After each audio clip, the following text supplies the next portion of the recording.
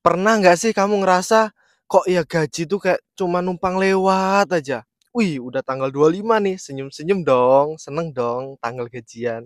Terus tanggal 28, hmm, kok kayaknya tinggal ada mie instan buat dimakan. Terus tanggal 30 nih, tanggal 1, aduh, kok udah nggak ada. Coba ngubungin Brendo lah. Halo, Bren. Bren, lagi apa, Bren? Bren, ada 100 nggak, Bren? Bulan depan deh gue ganti. Tanggal 30 udah nyari temen buat dipinjemin 100. Pernah nggak sih kamu ngerasa kayak gitu? Apa sering malahan? Lucunya, di tengah hidup yang serba pas-pasan ini, kita tuh masih mikir bahwa, "Wih, ada iPhone 16 nih, kayaknya harus beli deh, harus pertama deh beli." Terus, "Wih, ada motor baru tuh, beli nyicil dulu aja."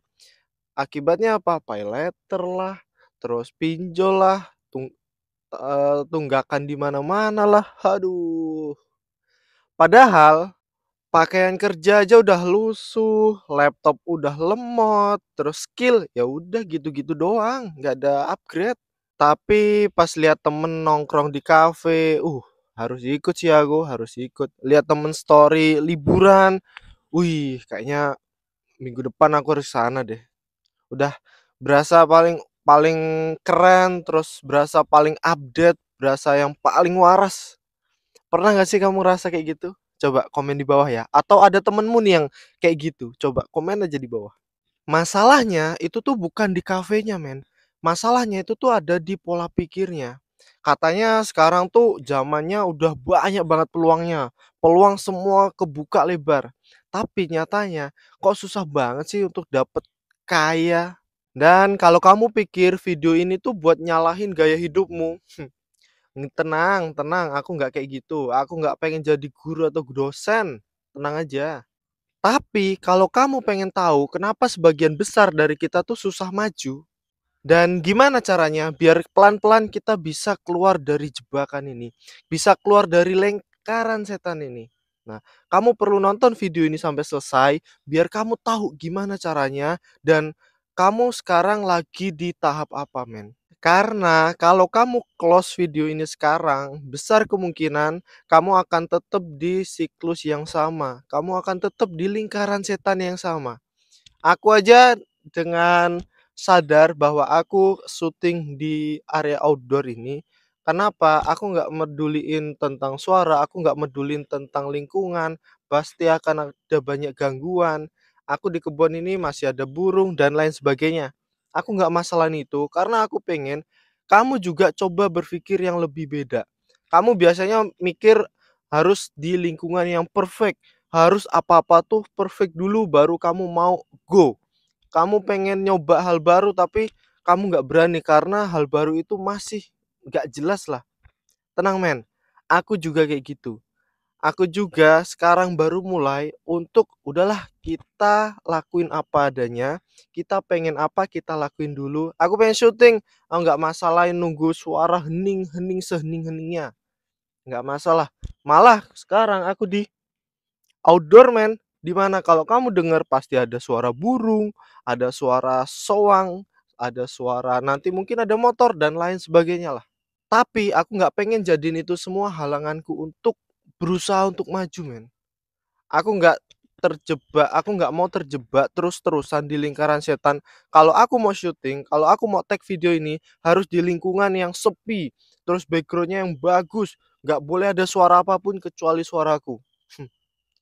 Kita coba mindset yang lain. Siapa tahu dengan kita coba mindset yang lain, kita untuk hari-hari berikutnya, bulan-bulan berikutnya, bahkan tahun-tahun berikutnya, kita bisa ngejalanin hidup kita lebih baik lagi. Gimana? Udah siap? Kalau kamu udah siap, mari kita bahas dari hal yang paling mendasar. Kenapa sih mentalitas konsumtif itu tuh udah kayak budaya di Indonesia?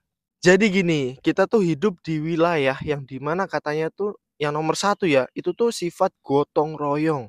Tapi nyatanya dalam gaya hidup kita tuh lebih ke masyarakat yang seneng untuk ikut-ikutan men, seneng ikut-ikutan tren. Semisal ada temen yang tiba-tiba upload liburan ke deket aja lah ya, ke Bali. Terus tiba-tiba, "Oh, aku juga pengen ke Bali." Terus, kita lihat nih ada temen kita upload story-nya di hotel bintang 5 deket Bundaran HI. Aku juga harus bisa ke sana, aku harus bisa nginep di sana, dijadiin satu wishlist impianku. Terus lihat temen beli HP baru, terus kamu juga, aku nggak mau kalah nih, aku harus beli HP baru lebih bagus, lebih mahal dari dia." Terus ketika kamu cek dompet, kok nggak ada duitnya, lihat di ATM, di m-banking, loh kok kurang, akhirnya apa? Akhirnya kamu paylater, akhirnya kamu pinjol, dan ya lain sebagainya lah.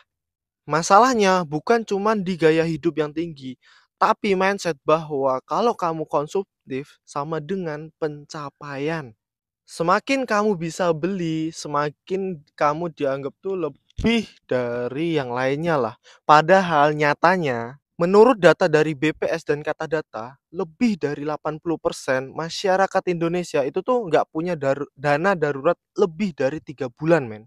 Dan 60-an% mereka masih hidup dari gaji ke gaji. Artinya apa? Artinya yang kita pamerin itu tuh bukan keberhasilan, yang kita pamerin itu tuh tentang keberanian kita untuk ngambil sesuatu yang belum kita waktunya. Misal gimana ya, misal kamu tuh belum punya mental untuk punya dan bisa beli HP iPhone, tapi kamu maksain dengan paylater beli HP iPhone. Dan ini bahaya banget. Kenapa? Karena budaya konsumtif itu tuh ngebuat kita nggak punya ruang, men, untuk berkembang. Jadi kita kayak ngerasa stuck di situ aja. Jadi kayak setiap gajian atau setiap uang masuk itu tuh habis buat, kita jaga citra kita yang tadinya udah kelihatan, barang yang dipakai selalu branded. Akhirnya kita punya citra itu, kita pengen jaga itu. Duit yang akhirnya yang harusnya harusnya buat investasi, untuk upgrade skill, untuk bangun usaha, habis cuman buat pencitraanmu doang. Ini tuh kayak kamu lagi ngecas HP, terus HP-nya kamu buat main game-game yang berat, terus HP-nya panas, ya udah baterainya nggak keisi, gitu, cuman panas doang dapetnya. Kamu nggak percaya? Nih, aku kasih contoh ya. Coba kamu lihat tren di Shopee atau TikTok Shop. Barang-barang yang kebanyakan dibeli itu tuh bukan barang yang sesuai kebutuhan, tapi barang-barang yang kelihatan, "Wih, bagus nih," terus, "Ih, lucu." Nah, barang-barang kayak gitu yang rame malahan.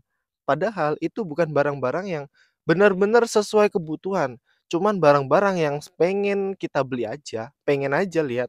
Apalagi kultur biar nggak FOMO.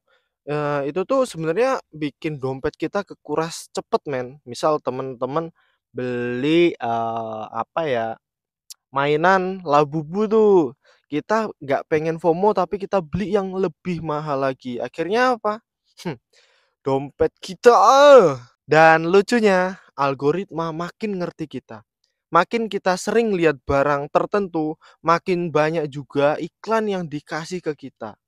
Semisal nih, aku belum lama tuh coba searching-searching tentang keyboard mechanical. Semua sosial media atau e-commerce yang kubuka pasti keyboard nomor satu muncul terus. Akhirnya yang tadinya kita nggak mau beli, akhirnya malah beli. Terus kenapa sih kita akhirnya beli? Ya karena kita terus-terusan dikasih video itu, iklan tersebut, yang diserang bukan lagi ke logika kita, tapi ke alam bawah sadar kita. Kita jadi nggak bisa mikir, kita akhirnya beli sesuai sugesti aja.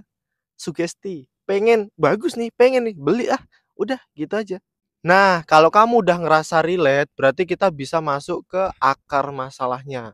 Di mana algoritma dan ekonomi digital itu bisa ngatur arah hidup kita mau kemana. Sekarang coba kamu inget-inget. Kamu pernah nggak sih malam-malam scroll TikTok terus kamu lihat misal parfum ya. Terus kamu lihat tuh beberapa detik mungkin, terus kamu like. Alhasil apa?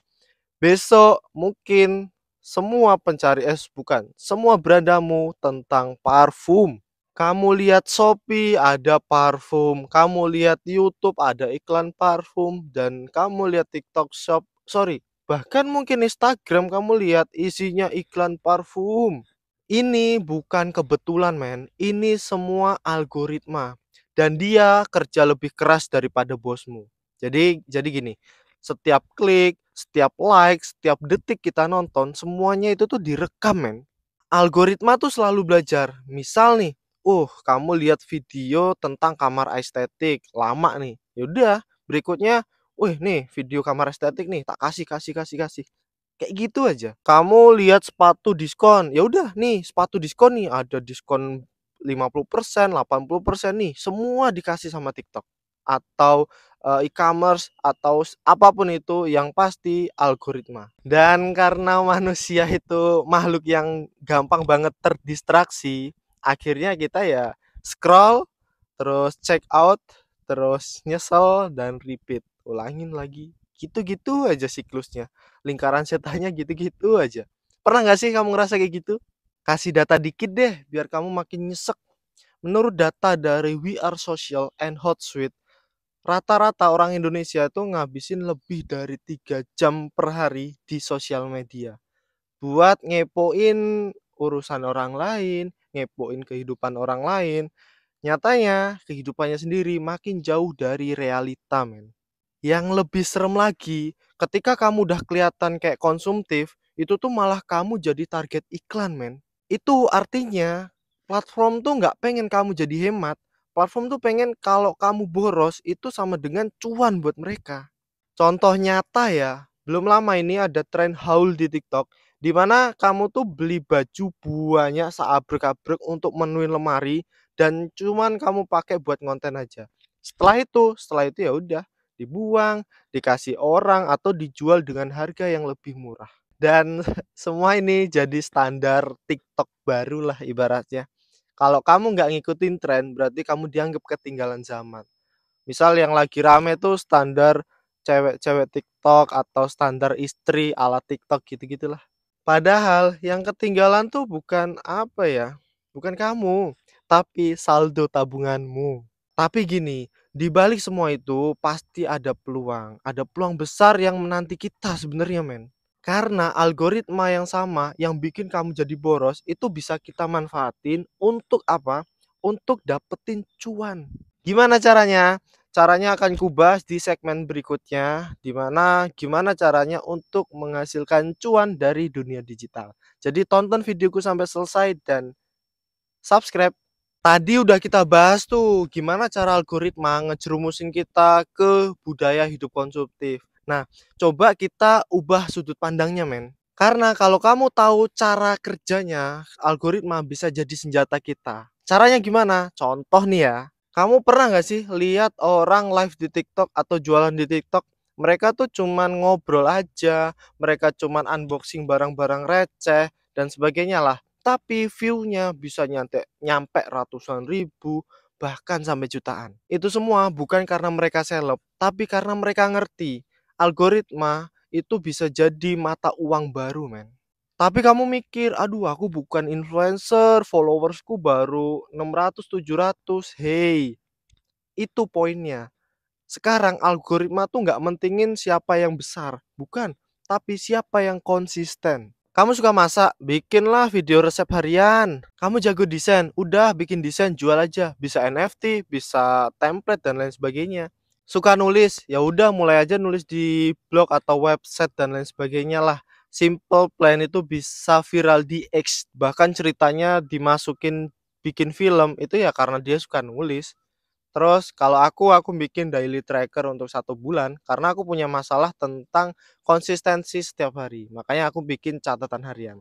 Faktanya lebih dari 60% UMKM di Indonesia dapat traffic tuh dari media sosial, men, bukan dari toko offline-nya. Cukup modal HP, kuota sama keinginan buat belajar, kamu bisa dapat cuan banyak dari aset digitalmu. Kamu bisa jualan barang, kamu bisa jualan jasa, kamu bisa jualan apapun di dunia digital. Gini deh, kalau kamu udah ketagihan scroll, kenapa nggak kamu cari duit aja dari scrolling? Bikin algoritma tuh kerja sama kamu, bukan malah kamu yang kemakan sama algoritma.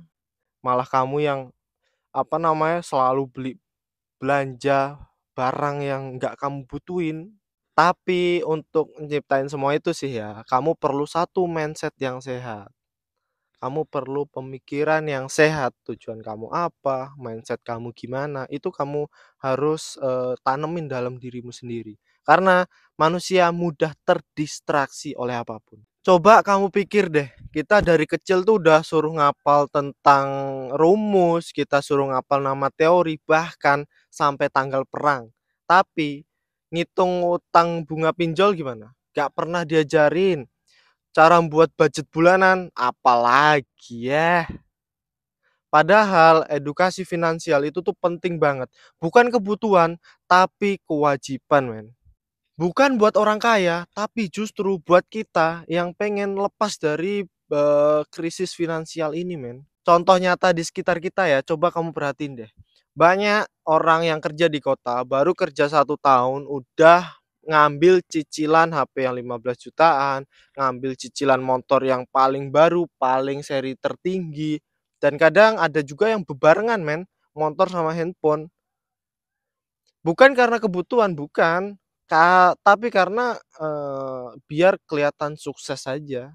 Padahal bisa jadi dia tuh nggak punya dana darurat, dia nggak punya tabungan sama sekali, dan ujung-ujungnya apa? Ya utang, pinjol, paylater, dan lain sebagainya lah. Tapi kabar baiknya, mindset bisa diubah.